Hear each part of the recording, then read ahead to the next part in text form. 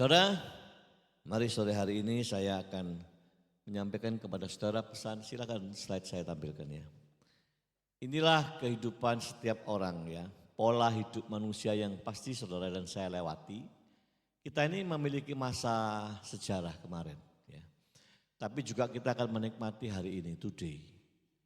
Tapi ke depan kita juga akan melewati masa yang akan datang, yesterday, today, dan tomorrow ya. Pesannya begini, kemarin itu sudah lewat, tak seorang pun sanggup mengubah. Ya. Tidak ada seorang dari kita yang bisa kontribusi perkara kemarin, ya, itu udah lewat.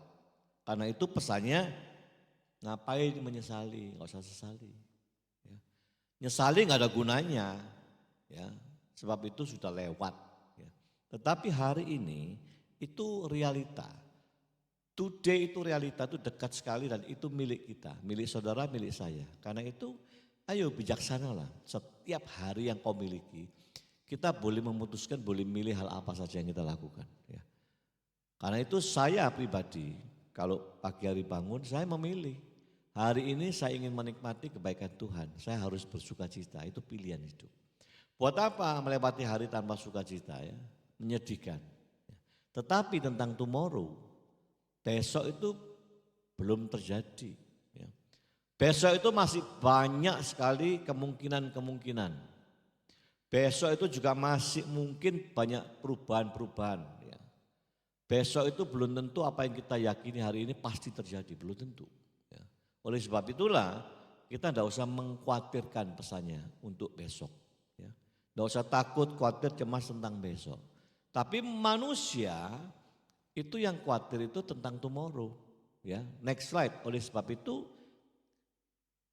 ayat ini ingatkan kita semua, Filipi 4 ayat 6.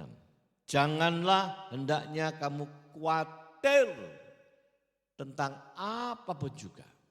Nah, ini gak boleh khawatir. Tapi suruh ambil langkah apa? Tapi nyatakanlah dalam segala hal itu keinginanmu kepada Allah. Dalam wujud apa? Dalam bentuk sarana doa. Doa itu sarana berkomunikasi saudara dan saya dengan Tuhan. Ya. Doa itu sarana kita berjumpa komunikasi dengan Tuhan. Ya. Dan di situ boleh mengajukan permohonan. Dari saudara dan saya pun diminta, Tuhan ngomong kok, apakah kau sudah minta? Gitu. Jadi berarti kita boleh minta. Ajukan permohonan itu, tapi Tuhan lengkapi dengan belajar ucap syukur. Walaupun pengajuanmu belum digenapi Tuhan. Ya. Walaupun permohonanmu belum terjadi, tapi Tuhan melatih ucap syukur. Apa artinya ucap syukur? Artinya saudara yakin percaya kepada Tuhan. Ya. Ada belief yang kuat kepada Tuhan. Dia sanggup ucap syukur, walaupun belum dijawab. Gitu. Ya. Nah, ini keinginan Tuhan. Kalau ada ucapan syukur, engkau yakin punya pengharapan terus. Ya, jadi permohonan boleh diajukan. Sarananya apa? Doa. Itu alat komunikasi kita semua. Nah, saya mau ngomong apa, saudara? Next slide. Saya ingin memberi topik sore ini bahasanya adalah pleasant communication. Komunikasi yang menyenangkan. Komunikasi yang berkenan di hadapan Tuhan. Komunikasimu yang Tuhan senang mendengar. Ya, ternyata ada komunikasi yang Tuhan tidak senang. Ya. Kalau ada komunikasi yang saudara biasa lakukan ternyata oh ini wujud komunikasiku yang tidak menyenangkan Tuhan. Ya. Nah saudara kita akan belajari. Sebab kita ini ingin hidup dalam perkenanan Tuhan. Artinya Tuhan senang dengan kita. Ya, khusus sore ini tentang komunikasi. Tema makalah FA kita minggu ini. Itu hidup berkenan, lebih luas lagi. Ya. Hidup berkenan kepada Tuhan. Apa itu? Nah, saudara boleh belajar itu makalah FA. Ya. Dan ini kita khusus mencuplik komunikasi yang menyenangkan hati Tuhan. Komunikasi yang berkenan dalam bentuk wujud sarana doa. Ya, doa. Saudara pernah enggak melihat ada seorang ibu tampilannya menarik, posturnya menarik, wajahnya cantik, ya, pakaiannya bagus. Ya. Yang sebelah sana pria, tinggi, gagah, tampan, pakaian yang menarik, pokoknya dua orang ini menarik. Ya. Anda ngelihat itu, menarik. Dia sangat menonjol di dalam penampilan. Tapi begitu saudara ngomong, cakap-cakap sama dia, saudara langsung bisa simpulkan, ternyata ibu ini tidak menyenangkan. Pernah gitu? Pernah kan? Saya pernah itu sering. Begitu ngomong, bapak ini ternyata tidak menyenangkan, tidak semenarik tampilannya. Ya. Ibu ini begitu ngomong tidak semenarik tampilan dia. Apa biasanya yang tidak menarik? Karena komunikasinya mendominasi, Pak. Saya tidak dikasih kesempatan ngomong. Ngomong terus, ngoceh terus ya. Saya ini mau masuk ngomong nggak bisa. Mau mengungkapkan tidak bisa. Seolah-olah dia pede sekali dengan apa yang dia bicarakan. Jadi dia kuasai. Ya. Akibatnya apa? Akibatnya saya untuk ketemu lagi berikutnya komunikasi jadi malas. Ya. Saya mikir, Tuhan kali bisa begitu ya. Kalau kita ini ngomongnya sama Tuhan membosankan.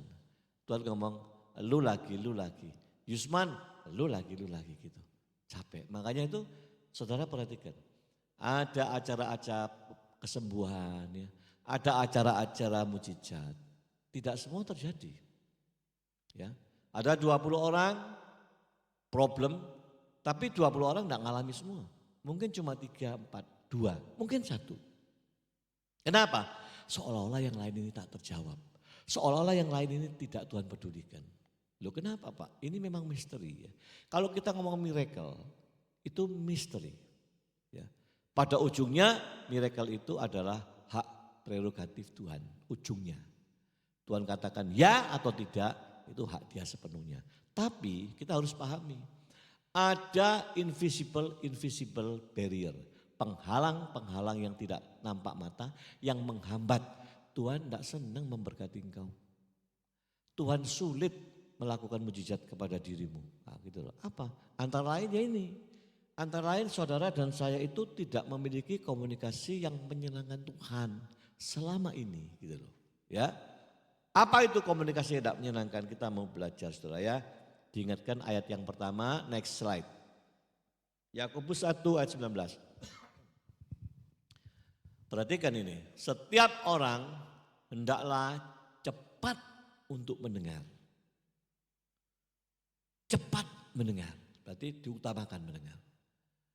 Tetapi lambat untuk berkata-kata. Tidak saya lanjutkan itu ya. Poinnya adalah saudara dan saya harus punya kelihan, skill, keterampilan, kepintaran di dalam mendengar. Ya. Mendengar dulu, selanjutnya baru ngomong. Gitu loh, ya. Jangan ngomong dulu nyerocos, baru mendengar, nggak bisa. Ya. Mendengar dulu, baru ngomong. Ya. Ini tidak semua orang loh punya skill begini. Ya. Dan ini konsep Alkitab ini ditarik menjadi prinsip, coba diklik satu kali, prinsip di dalam dunia sales and marketing. Ya. Orang sales itu bukan karena pandai ngomong, bukan. Orang sales hebat itu bukan karena fasilita, bukan. Orang sales yang sukses bukan karena banyaknya kata-kata, enggak. Atau indahnya kata-kata, tidak. Ya. Saya ini hidup sampai terakhir kali, saya ini hidupnya di dunia sales and marketing. Ya. 24 tahun saya di bidang yang saudara tidak suka, orang awam tidak suka. 24 tahun saya di bidang sales and marketingnya life insurance company, life insurance industry. Ya. Dan di situ sales. Ya. Saya kalau ngajak seorang ibu, saya bilang saya lihat ibu ini punya potensi. Ini. Marketnya banyak, ya. Marketnya potensi, lalu saya ajak. Dia ngomong apa ibu ini? Pak, maaf ya. Aku nggak punya bakat. Saya nggak punya kemampuan Pak untuk jadi orang sales. Loh kenapa Bu? Nggak bisa ngomong. Ngomongnya nggak bagus. Ya. Iya kalau ibu itu Pak, ibu itu mah fasilita. Ngomongnya banyak Pak. Kata-katanya indah. Aku nggak bisa Pak. Ya, jadi aku ini nggak pintar dalam berkata-kata. Jadi saya nyimpulkan untuk jadi orang sales nggak bisa. Saya bilang Bu salah. Ya. Ayo ibu saya ajak ya masuk, ini ada pelatihan sehari, ikuti. Tidak jadi ikut tidak apa-apa, tapi kau ngerti dulu gitu loh.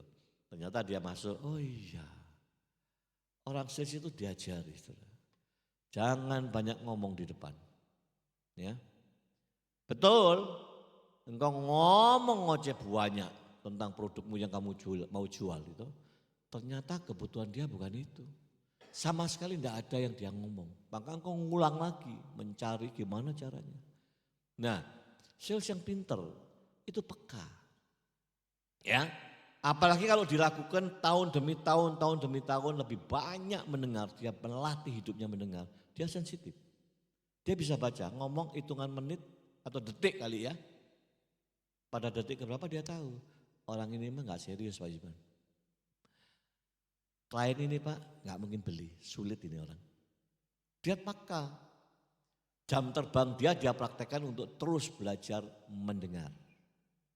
Menganalisa mendengar. Ya.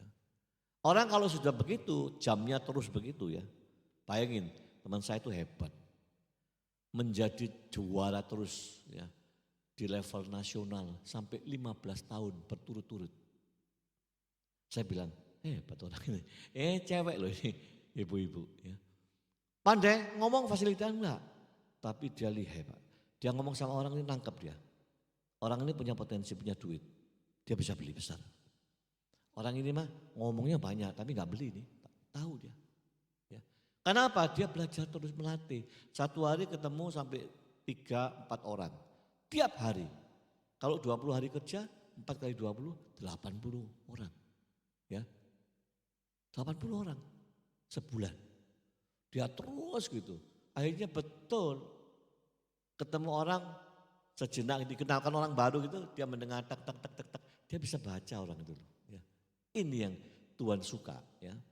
Lebih dulu mendengar, pintar mendengar, pandai menganalisa. Dalam dunia sales ini dia pandai lihai, fact finding, menemukan fakta-fakta dari orang itu. Ya. Jadi dia tidak nyerocos sekian lama ternyata nggak ketemu ini maunya orang itu. Engkau ngulang lagi ngomong yang lain. Ya. Enggak, ketemu tak baru dia. Dia ketemu ngerti orang ini ada kebutuhan tapi produk saya tidak bisa memenuhi. Wah dia putar otak, ngomong lagi nyambung, wah pinter ini orang. Ya. Makanya saya bilang, tuh lihat ibu itu loh 15 tahun berturut-turut belajar sama dia, praktek. Ya. Sekolahnya tidak sekolah tinggi-tinggi, ya. Tapi lihat karena ini Alkitab dia. Dengar, setelah dengar kau paham, kau bisa analisa ngomong, tes gitu. Ya. Pembukaan aja dia ngomongnya sedikit, tapi orang bisa ngomong banyak sama dia. Pembukaan aja dia bisa memberi sebuah penggalan pertanyaan pendek, tapi orang yang diajak omong bisa keluar banyak. Nah, ya. Ini good sales seperti itu. Nah, firman Tuhan ngajari, dahlah Yusman, banyaklah engkau mendengar, ngomong dikit aja. Jangan enggak ngomong, Tuhan juga di dalam firman ngomong, mintalah, ajukan permohonanmu. Jadi suruh minta. Tapi Tuhan pesan, dengar yang banyak. Ya, kalau enggak saudara, aduh kita ini enggak jelas hidupnya. Saya ini ingin ngomong apa? Next ya. Yang pertama, saya ngajak saudara dan saya ini mengenal inilah one way communication. Komunikasi satu arah. Ya. Apa itu? Kalau kau berdoa itu loh, satu arah itu. Ya. Orang Kristen itu apa suruh doa toh? Enggak. Enggak ada pesan orang Kristen doa saja enggak. Tapi doa harus. Ya. Apa isinya doa saudara? Saya tanya. Isi doa saudara apa? Ini bicaranya satu arah. Doa itu satu arah. Kau ngomong sama Tuhan, bicara kepada Tuhan. Isinya apa? Coba diklik satu kali. Ya. Isinya itu permintaanmu. Permintaan apa? Mungkin impianmu, mungkin kebutuhanmu, mungkin keinginanmu dalam hidup. Mungkin juga saudara minta solusi kepada Tuhan. Tentang apa? Masalah sakit penyakit. Butuh kesembuhan. Tuhan, tidak ada jalan ini. Dokter udah ngomong angkat tangan, gak bisa diselesaikan ini. Dokteran gak mampu. Ya, mintalah kepada Tuhan. Lewat apa? Doa. Yang lain minta mohon soal ekonomi, keuangan, bangkrut saudara ya. Bangkrut, utangnya banyak, tidak bisa bayar, udah pusing. Seolah-olah gak ada jalan. Saya ini kan terlibat konseling sama istri saya ya. Jadi di belakang hari ini sangat banyak jemaat itu ternyata problemnya tidak lepas dari 3 ini. Keuangan, sakit penyakit, kasus keluarga. Ya, suaminya lagi rusak, suaminya menghilang, gitu. Kasus sama mertua, ada yang gesekan sama besannya, terus begitu. Seolah-olah tidak bisa ngakal lagi. Nah, orang kalau Kristen itu hanya berdoa saja, kau disebut pendoa egois. Kenapa egois? Ya, kau cuma mengajukan permintaanmu tok. Ya. Tuhan dijadikan alat sebagai agen jasa. Tuhan dijadikan alat harus memberi solusi jalan keluar, harus. Lebih parah lagi, berani memberi time limit kepada Tuhan, ada batas waktu. Saudara, seringkali kita di FA ngomong, ada tante-tante ngomong, Pak Yusman, saya ini loh udah berdoa sama Tuhan. Pagi, siang, malam. Ini sudah 6 bulan. Tuhan tidak jawab tuh. Jadi aku tidak ngerti Pak Yusman. Gimana maksud maunya? Jadi dia berani ngasih waktu sama Tuhan 6 bulan. Seolah-olah 6 bulan itu harus jawab. Persoalannya harus dibantu, harus ditolong. Ya, sampai 6 bulan enggak, jadi dia mulai kecewa. Mulai malas ke FA, ya, malas ke doa malam. Kecewa gitu loh, ini manusia itu rapuh. Ya. Manusia itu udahlah, percaya saya. Maka itu kita saling mau belajar, jangan jadi Kristen yang cuma berdoa tok. Ya, nggak mau. Kalau terus berdoa seperti tadi Taji yang cantik sama bapak-bapak yang ganteng itu. Ngomong terus satu arah, kita suruh dengar. Tapi kita rindu mau ngomong, tidak kasih kesempatan. Ya, rusaklah komunikasinya, komunikasi egois. Biasanya gagal orang-orang yang one way ini. Ya. Gagal, tak bisa. Tuhan ingin two way. Ya. Next slide, nah ini two way communication. Ini yang Tuhan rindukan. Komunikasi 2 arah. Ada saatnya engkau bicara sama Tuhan mungkin sambil nangis ya, karena nggak tahan hidup. Ya. Waduh nangis. Nggak apa-apa, Tuhan juga silakan melepaskan kepenatanmu ya. Tapi Tuhan juga menunggu. Stop ya, aku juga mau ngomong gitu loh.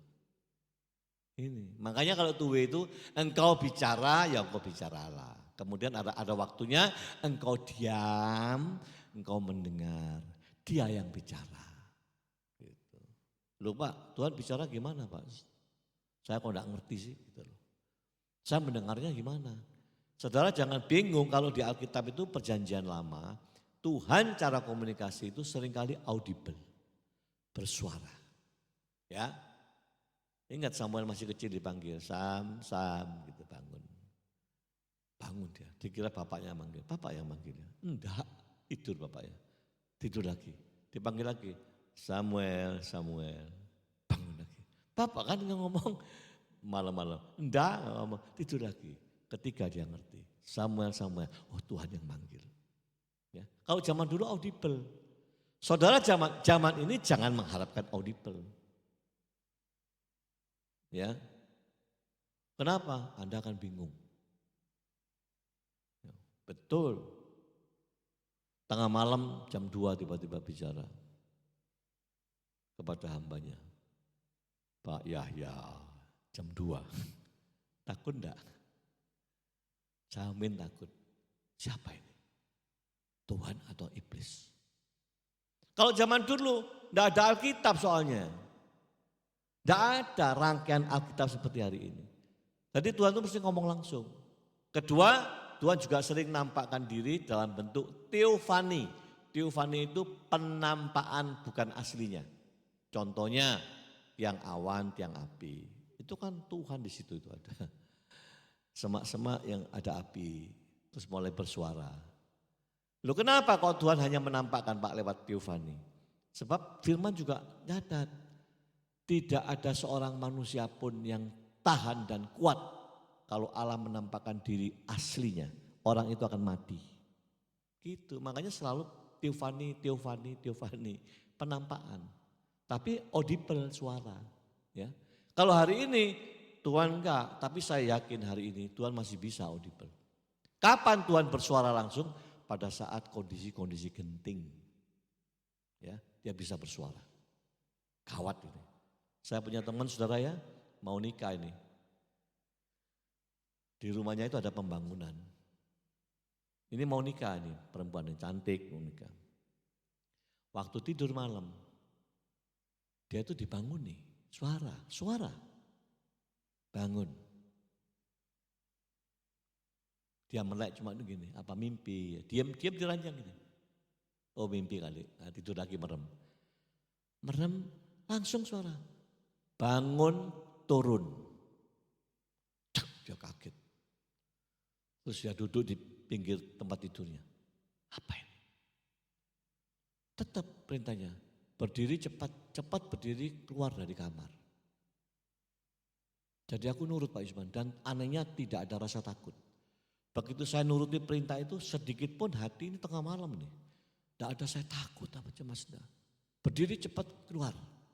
Pak Yusman tahu Pak, saya buka pintu kamar. Pintu saya kamar tidak saya kunci, lupa. Buka jeglek. Di depan kamar itu sudah ada 2 orang, siapa itu? Pekerja tukang bangunan. Mau masuk di dalam kamar dia, saya keluar melewati mereka. Dia tidak lihat saya itu. Hebat ya. Saya langsung cek keluar loh, dia tidak tahu. Kemudian dia masuk ke kamar saya. Saya keluar, terus menuju keluarga besar. Terus dia mikir, berarti Tuhan menyelamatkan saya. Tidak tahu itu 2 orang mau berbuat jahat apa. Apa mau memperkosa saya dulu. Yang jelas dia di depan kamar, dia masuk kamar saya. Saya lewat di depan dia dan dia tidak lihat. Tapi suara itu jelas, audible. Turun, cepat keluar. Cepat keluar. Ya, itu loh saudara. Ya. Jadi saat-saat genting, ya Tuhan pasti mau nolong anaknya. Ya. Tapi kalau biasa-biasa begini permintaan-permintaanmu dia tidak akan jawab dengan audible. Sebab Tuhan rindu, Yusman silakan bicara, silakan mengajukan permohonan. Tapi stop, jangan banyak-banyak. Sebab aku pun sudah ngerti, ya Tuhan sudah ngerti gitu ya. Tapi kita memang disuruh meminta. Sampai hari ini kau belum minta gitu loh ya. Minta. Tapi aja banyak-banyak, aku udah ngerti. Sekarang yang banyak giliranmu kau mendengar aku. Nah cara kita mendengar itu lewat firman Bu, Pak. Ya. Kalau engkau tidak tahu baca firman, maaf. Engkau itu pendoa Kristen yang egois. Satu arah hanya mengajukan kepentingannya. Kau tidak ngerti kepentingan Tuhan apa. Engkau hanya mengajukan kerinduanku, ini Tuhan genapi. Tapi kau tidak tahu Tuhan rindu apa kepadamu. Gitu loh. Ya. Dan ini akhirnya sekarang kali apa? Tidak terwujud permintaanmu. Tidak terwujud. Hambatan. Tuhan rindu sekali lagi, ayo 2 arah. Kenapa? Coba diklik 1 kali. Ya. Sebab dengan 2 arah engkau akan memahami apa kehendak Tuhan. Kalau 2 arah, engkau ngerti akhirnya, oh Tuhan itu maunya begini tuh. Oh Tuhan itu agendanya begini loh. Saudara kan punya agenda, saya punya agenda pribadi. Ya. Punya agenda itu planning saya. Kalau saya ajukan ke Tuhan, pasti dijawab itu belum tentu. Sebab Tuhan punya agenda. Paulus punya agenda kepada Tuhan, mengajukan diri 3 kali mengajukan. Supaya di dalam dirinya yang mengocoh hidupnya mengganggu ini supaya Tuhan tarik selesaikan. Tuhan juga punya agenda. Agendanya apa? Gak usah Paulus, biar aja di tempat kamu. Sebab kalau itu aku ambil, kamu tidak setia. Kamu tidak bersandar kepada aku. Biarkan aja di situ mengganggu kamu. Kalau kau terganggu, engkau ingat aku. Ya itu loh. Ya. Jadi agenda kita belum tentu pasti terbaik. Enggak. Ya. Tapi kalau saudara dan saya ngerti, paham, tidak seperti ibu tadi yang di FA. Ngasih waktu 6 bulan sama Tuhan. Tuhan wajib menjawab. Terus dia mulai kecewa. Enggak begitu. Ya. Karena itu kalau Pastor Yoel juga hari-hari ini sibuk dengan karunia yang Tuhan kasih kepada hambanya ini. Di dalam kesembuhan, di dalam miracle, mujizat. Saudara boleh ambil kesempatan itu. Tapi engkau juga dikoreksi. Jangan egois ya gitu. Jangan egoisnya cuma mentingkan diri terus kamu itu. Jangan. Ya, Tuhan juga punya acara kepada dirimu. Kepada saya pun Tuhan punya acara. Ya. Jadi maaf saudara ya, Alkitab itu kau baca. Ya. Kita ini punya rekan. Coba saya tanya dulu. Kristen bisa kesurupan enggak? Bisa. Kristen bisa dikuasai oleh roh itu menguasai kamu. Bisa enggak? Nah. Coba direnungkan sejenak. Orang Kristen bisa enggak dirasuk roh jahat sehingga tubuhmu dikuasai? Tidak. Siapa yang tidak? Siapa yang bisa? Yang lain? Bingung. Ya, saudara, saya jawab ya. Kalau gini loh, jangan terjebak dengan aku Kristen, dia Kristen. Oh, tunggu dulu. Ya. Kristen itu ada Kristen sejati, ada Kristen-Kristenan. Benar? Benar kan lihat Kristen tapi dunianya kejahatan terus. Wah terus. Bahkan kejahatannya meluas melebar, kejam keji. Tapi menyatakan diri I'm Christian. Oh enggak. Roh Kudus tinggal kepada orang Kristen yang sungguh Kristen. Kalau semua yang dianggap Kristen ada Roh Kudus, pokoknya Kristen ada Roh Kudus. Loh, masa Roh Kudus berdampingan dengan roh jahat di dalam? Apalagi yang sudah dikuasai ya, sampai tubuhnya dikuasai segala. Artinya loh, Roh Kudus kan kalah. Takluk sama roh jahat yang masuk. Nah, coba pikirkan. Tidak. Tapi kalau kau itu Kristen benar, yang sungguh-sungguh, pasti ada pagar yang kuat. Mana Pak dasarnya? Ayub. Loh coba. Ayub ya, ingat ya Ayub ya. Ayub itu terjadi dialog Allah dengan iblis detik itu. Ayub itu siapa sih? Ayub itu tukang STMJ. Di sini ada STMJ. Susu, telur, madu jahe. Ayub itu STMJ. Kok gampang ingatnya. Ayub siapa? STMJ Pak. S, orang saleh. Saleh itu selalu menjaga hidupnya kudus. Hatinya yang tahu Tuhan. 2, T. Apa T? Takut akan Tuhan. Menghormati Tuhannya luar biasa. That is Ayub. 3, M. Menjauhi kejahatan. Dia tidak sanggup untuk berbuat jahat. Gak mau dia. Mau ngomong begini, mau ambil keputusan gini. Jangan, kalau aku putusin begini nanti membuat orang rugi. Kalau aku ambil ini nanti sahabatku itu rugi. Jangan, nah, itu orang penuh hikmat. Dia menjauhi kejahatan. Dia tidak mau berbuat salah sama Tuhan. J apa J? J, dia orang yang jujur di mata Tuhan. Makanya Tuhan berani mengandalkan di hadapan iblis. Tuh lihat anakku Ayub. Ayo, dia orang yang setia kepada aku. Iblis ngerti dan inilah pengakuan iblis yang perlu kau pegang. Pengakuan iblis. Pengakuan iblis apa? Iya, soalnya Ayub kan kamu yang ngasih pagar. Kau buat pagar Ayub. Hartanya kau pagari, dirinya kau pagari. Pantaslah Ayub setia sama kamu. Coba pagernya kamu buka. Nah, iblis tidak bisa buka. Iblis tidak bisa nerobos Pak pagernya Allah. Minta Allah yang buka begini. Baru dia bisa ngerjai. Ya, lalu Allah, karena Allah ini tahu. Ayub ini STMJ, buka sama Allah. Just silakan. Tapi nyawa bukan bagianmu. Nyawa itu porsiku kata Tuhan ya. Dikerjai, saudara bayangin apa yang dikerjai iblis kepada Ayub. Anaknya mati semua. Ya.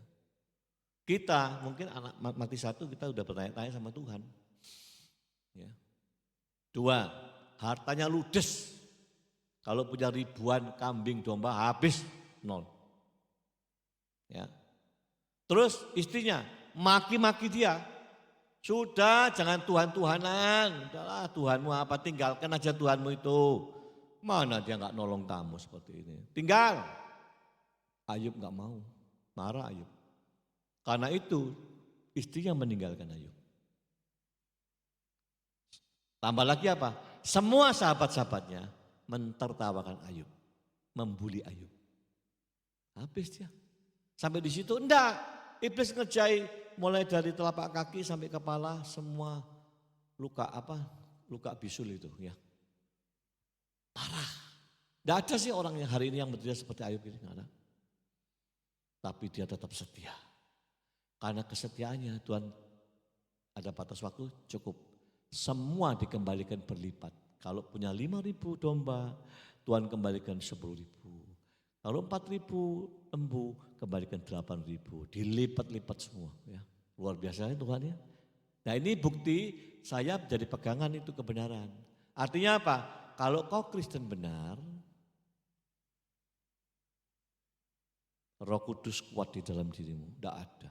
Roh di dalam kamu lebih besar daripada roh di dunia. Itu kan sudah tercatat di situ. Ya. Saudara, suatu hari ini ada 2 peristiwa ya. Ada seorang ibu ini kesurupan, manifest. Manifest, kenapa? Karena ibu ini dikasih roh turunan dari kakeknya. Dipilih cucu satu ini, cucu yang lain enggak. Satu ini dilimpahkan segala roh-roh yang ada di kakeknya kepada dia. Ini berat kasusnya ya. Sama Pastor Yoel dilepaskan. Lalu keluar, rohnya keluar betul. Anda kalau tahu lihat itu manifest kayak di film itu, mengerikan. Ya. Keluarnya enggak satu, bisa sampai 9 gitu ya.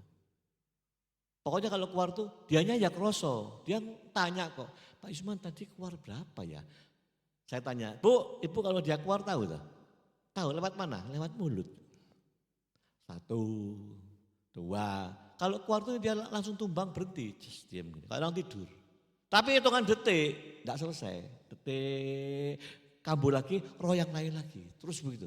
Manifest. Jadi peperangan, pertempuran. Ya. Apa yang terjadi? Kok enggak selesai-selesai orang ini? Terus begitu. Hamba Tuhan siapa aja doakan, bukan kalah loh hamba Tuhannya ya. In the name of Jesus Christ itu enggak tahan itu roh, keluar Pak. Keluar, diusir keluar. Tapi kok terus-terusan kembali lagi ke dia. Artinya apa? Kita berpikir ada celah yang dia buka. Ya. Akhirnya kita mulai masuk dalam dialog. Saya tanya, Bu, Ibu enggak kesel, enggak capek tak?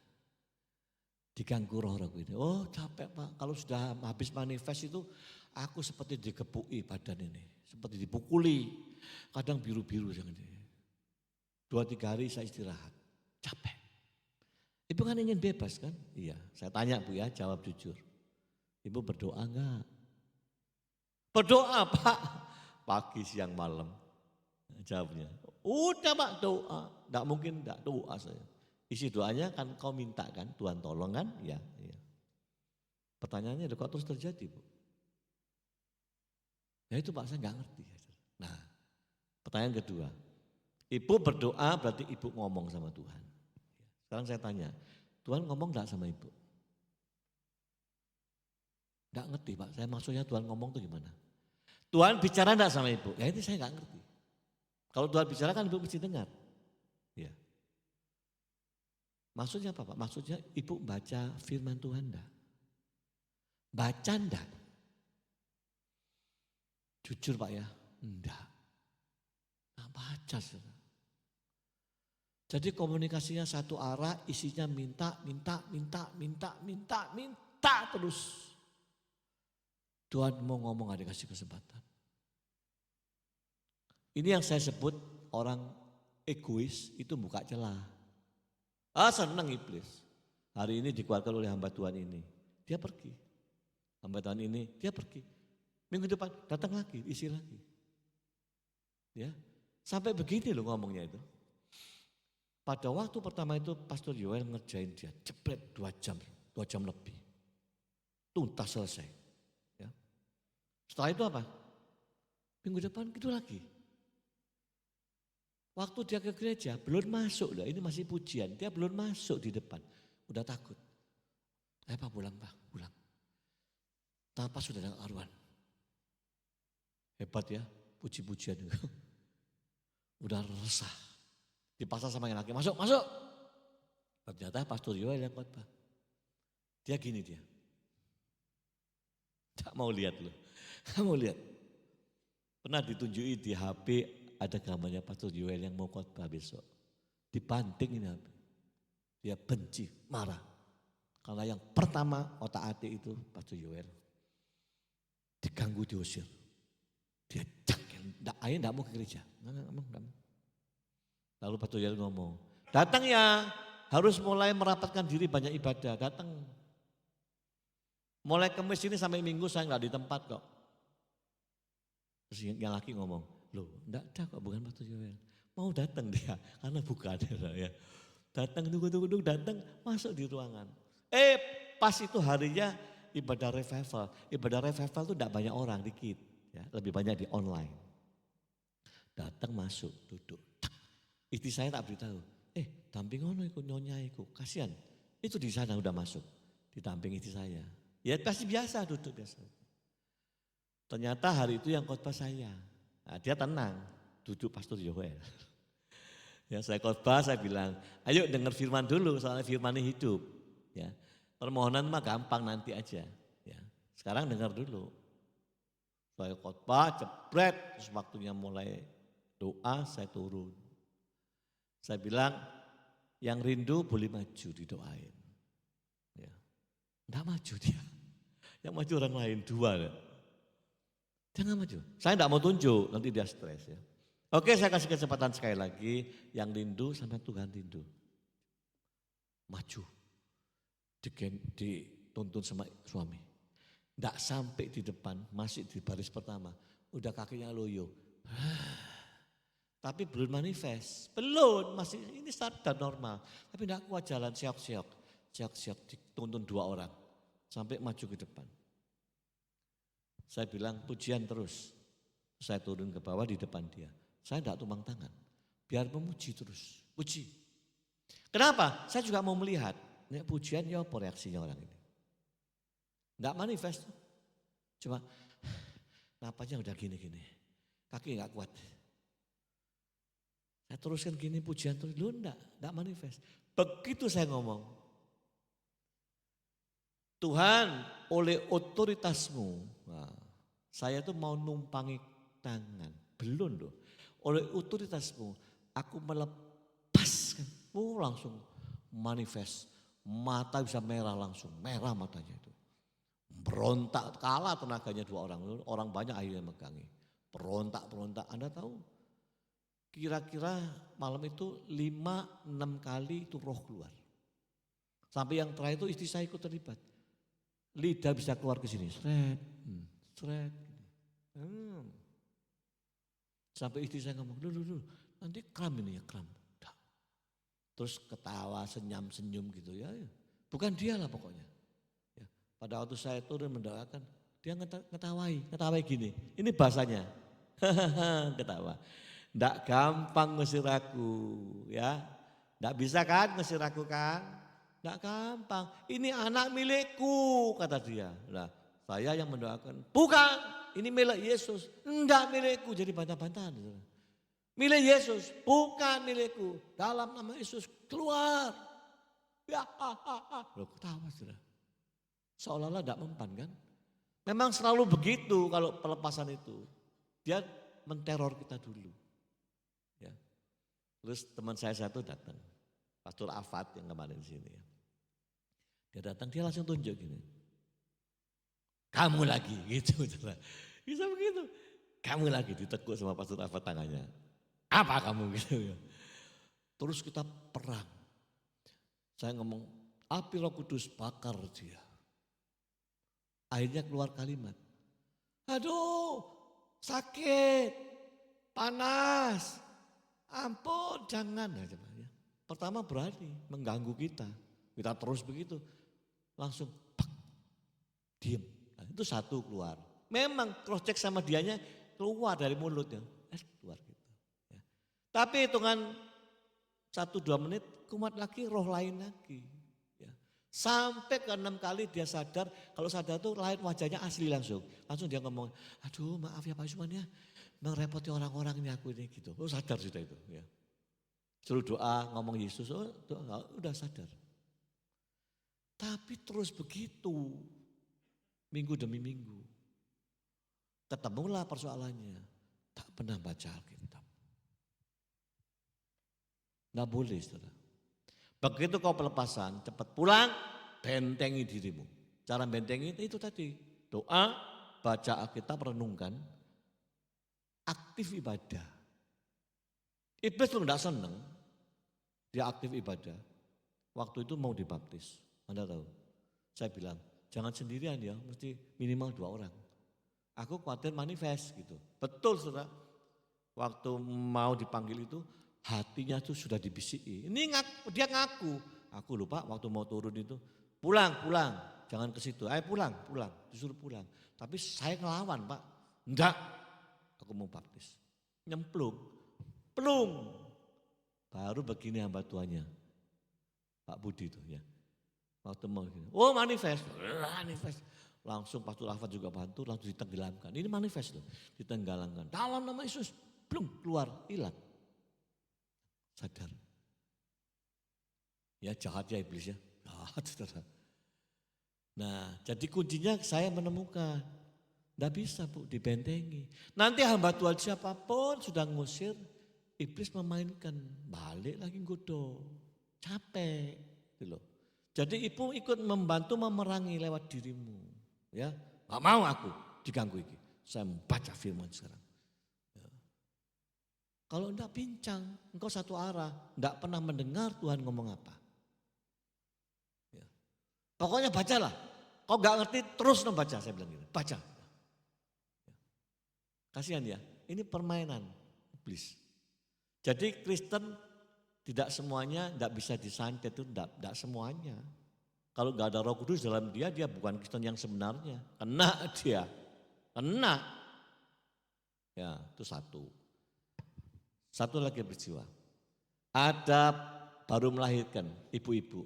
Pak Yusman tolong Pak ya, kalau ada waktu mampir ke rumah saya doakan Pak. Bayi saya itu kalau jam 6 sore nangis. Tiap hari Pak. Jam 6, oh persis jam 6. Jam 6 nangis Pak. Loh nangisnya berapa lama? Setengah jam? Loh kok setengah jam Pak? Jam 6 nangis sampai jam 9 Pak. Kejar-kejar teriak-teriak. Itu everyday. Kita ini bingung Pak. Terus langsung saya tidak nunggu nanti ada waktu ya. Langsung saya sama istri berangkat. Berangkat. Saya bilang ayo wis. Rumah ini selanjutnya tergantung kamu loh. Tuan rumah, suami istri ya. Jangan mau dikalahkan oleh yang gini-gini. Ayo. Kita nyanyi dulu, terus baca firman, terus doa, selesai. Nyanyi ya, nyanyi. Aku sama istriku nyanyi. Allah kuasa melakukan itu. Ulang nyanyi, terus saya bacakan. 3 ayat saja saya bacakan buat kamu. 1, roh di dalam aku lebih besar daripada roh yang ada di dunia. Itu imani. Ya, 2, segala kuasa di surga dan di bumi sudah ada di tangan Yesus. Berarti Yesus dahsyat. Ya. 3, segala apa yang di atas langit, di atas bumi dan di dalam bumi tunduk bertekuk lutut dalam nama Yesus Kristus. Jadi nama itu punya kuasa. Nama yang lain tidak ada kuasa. Anda doa, dalam nama Allah keluar kau setan, tidak keluar ya. Tidak keluar. Memang diputuskan nama Yesus lah diberi kuasa. Ya. Terus saya bilang, udah ya, nah, paham ya ayat ini paham. Nah, sekarang kita berdoa. Berdoa bayimu tidur, tidak usah tengking-tengking. Yang perempuan tuh balik-balik lihat jam. Soalnya itu 5:30 itu soalnya. Dia ngeliat jam, takut jam 6 kumat. Saya bilang tidak usah lihat jam sudah, ayo. Bayinya mana, digendong istriku bayinya. Loh tidur digendong istri saya. Sampai mamanya heran, loh kok tidurnya nyenyak ya digendong. Gendong. mendekati 5:30. Terus saya berdoa, kalau bayi tidur gini jangan teriak-teriak tengking-tengking, kaget bayinya. Tapi dengan iman yang kuat percaya. Dalam nama Yesus, ya, aku mengikat segala roh-roh yang tidak layak di hadapan Tuhan. Aku tolak, aku usir keluar dari rumah ini. Amin. Lu coba, cuma kalimat begitu. Dan saya terakhir ngomong, tolong Tuhan Yesus minta belas kasihanmu. Tolong kirimkan 1 malaikatmu saja jaga rumah ini. Malaikat Tuhan itu miliatan, saudara. Tujuannya malaikat-malaikat Tuhan itu untuk menjagai anak-anak Tuhan yang setia. Tapi malaikat Tuhan kok tidak punya hak untuk memerintah. Malaikat Tuhan tidak bisa diperintah manusia. Aku perintahkan malaikat Tuhan jaga ini. Oh nggak bisa, dia tidak bergerak. Malaikat itu hanya Tuhan yang perintahkan. Makanya kita minta kepada Tuhan. Amin. Pintu depan, gerbang, sampai masuk rumah, muka belakang, atas bawah, semua ini dalam perlindungan Tuhan. Saya bilang, kamu hari ini sudah punya batalion 348. Loh apa itu Pak? Batalion 348. Mazmur 34 ayat 8. Itu batalionnya orang Kristen. Malaikat Tuhan berkemah di sekeliling rumah orang yang takut akan Tuhan. Ayub orang takut Tuhan, STMJ. Ya, jadi selesai. Oke, amin. Selesai. Yang istri cuma ngeliatin. Nah, dosa ngeliat jam, sudah nggak ada. Betul lewat sampai 6:30, sampai jam 7 baru nangis anaknya. Nangisnya apa? Minta susu. Dibikinin susu udah diam tidur lagi. Kita pulang, besok dia laporan. Pak, semalam Pak Isman jam 8 loh sak rumah tidur semua sudah. Terus bangunnya bangkong kita Pak, bangunnya telat. Ya. Kenapa? Bebiku sama sekali tidak bergerak, tidurnya nyak Pak. Hari pertama, hari kedua dia lapor, hari ketiga lapor, sekarang udah 3 bulan. Tidak ada tuh gangguan. Coba, hanya in the name of Jesus Christ. Ya, saya ngajari ke dia, kamu komunikasi 2 arah sama Tuhan. Masa nggak ada waktu? Bacau. Minta-minta atau nggak senang loh, Tuhan tuh rindu juga pengen ngomong sama kamu. Nah saudara, contoh-contoh ini menggambarkan, betul, tidak bisa disepelekan. Tidak bisa masa bodoh kita, pokoknya minta, pokoknya doa, nggak bisa. Ya, Tuhan ngajari baik, slide terakhir. 2 Timotius 3 ayat 16. Ini loh firman kenapa harus dibaca. Segala tulisan yang diilhamkan Allah memang bermanfaat untuk apa? Mengajar. Untuk apa? Menyatakan kesalahan-kesalahanmu. Untuk apa lagi? Memperbaiki kelakuanmu yang gak beres. Ya, untuk apa lagi? Untuk mendidik orang di dalam kebenaran. Selesai. Itu firman. Nah firman yang isi seperti ini kau tidak baca. Tapi kau mengajukan nyerocos permintaan terus. Pantaslah Tuhan capek mendengar doamu. Ya. Mari milikilah pleasant communication. Komunikasi yang menyenangkan Tuhan. Komunikasi yang berkenan kepada Tuhan. Tolong pemain musik WL Singer ya. Itu. Ya. Saudara ayo jangan egois ya. Kau jadi Kristen mesti ngalami. Ikut ngalami gitu loh. Kayak tadi itu ngalami itu. Gitu. Anaknya seperti itu terus selesai. Dia ngalami. Ya. Betul Pak ya. Ternyata cuma in the name of Jesus. Enggak kembali itu roh-roh itu. Betul Pak ayatnya, betul memangnya. Nah sekarang betul-betul itu harus keluar dari mulutmu gitu loh. Ya.